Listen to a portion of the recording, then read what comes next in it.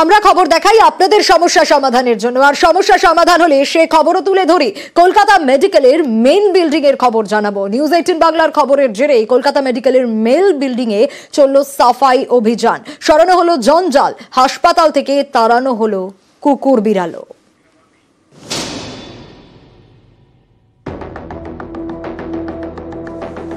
Kolkata medical রাজ্যের গুরুত্বপূর্ণ হাসপাতাল, এমন একটি হাসপাতালের মেন বিল্ডিং এ যেখানে সেখানে ঘুরে বেড়ায় কুকুর বিড়াল, কোথাও আবার পড়ে আবর্জনা।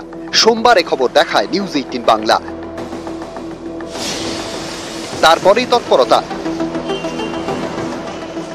মঙ্গলবার কলকাতা মেডিকেলে শুরু হয় সাফাই অভিযান।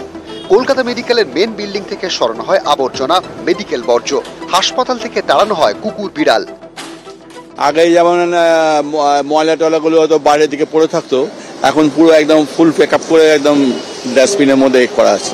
আগে কুকুর বিড়াল বিভিন্ন জায়গায় দেখা যেত, ওয়ার্ডের বিভিন্ন অংশে মানে ঘোরাফেরা করছে। এখন আজকে একদম পরিষ্কার পরিচ্ছন্ন, একদম নিট অ্যান্ড ক্লিন। এমনিতে হাসপাতাল সবসময় চেষ্টা করি, আমরা দেখে নিচ্ছি কোন জায়গাগুলো বেরিয়েছে, আমরা অবশ্য জোর দেবো, কারণ এটা তো পরিষেবার জায়গা। অনেক ওয়ার্ডেই কুকুর বেড়াল ঢোকে না, 2-4টে ওয়ার্ডে কুকুর বেড়াল নিয়ে প্রবলেম আছে, আমরা করে দেবো। কলকাতা মেডিকেল, প্রতিদিন এখানে শয়ে শয়ে রোগীর ভিড়, সেখানেই অস্বাস্থ্যকর ছবি। হাসপাতালের মেন বিল্ডিং এর ভেতরেই ঘুরে বেড়ায় কুকুর বিড়াল, ওয়ার্ডের বাইরে ছড়িয়ে ছিটিয়ে আবর্জনা, ফেলে দেওয়া খাবার, রয়েছে মেডিকেল ওয়েস্টও।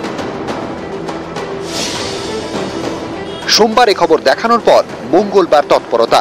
সাফ করা হলো জঞ্জাল, তাড়ানো হলো কুকুর বিড়াল।